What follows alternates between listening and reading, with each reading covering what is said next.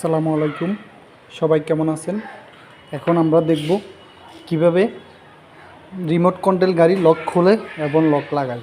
এটা দেখব। এখন দেখেন, আমার গাড়িটা এখন লক আছে। এই যেমন লক খুললে গ্লাসটা ওপেন হবে। এই গ্লাস ওপেন করতেছি। এই যে এই সুইচটা টিপ দিলে গাড়ির লক খুলবে।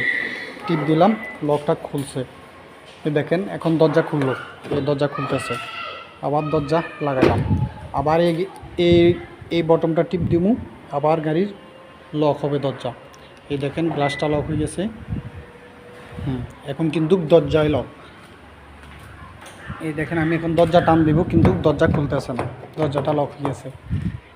এইটা হচ্ছে রিমোট কন্ট্রোলের গাড়ির কীভাবে দরজা খুলে। এটা এরপরে দেখেন, যখন আমি এখানে সেন্সর একটা সিস্টেম আছে, আমি রিমোটটা এখানে রাখছি, যে আমার রিমোটটা এখানে এখন রাখছি। আমি যদি এটা এভাবে ধরি, অটোমেটিক দরজাটা খুলে যায়। আবার এভাবে যদি এখানে টিপ দিলে, এখানে টিপ দিছে, আবার অটোমেটিক দরজাটা লাগে গেছে। আবার এটা হচ্ছে রিমোট কন্ট্রোলের সিস্টেম। এটা হচ্ছে রিমোট। এখানে দুইটা সুইচ আছে, এটা দিয়ে লক খোলে, এটা দিয়ে লক করে।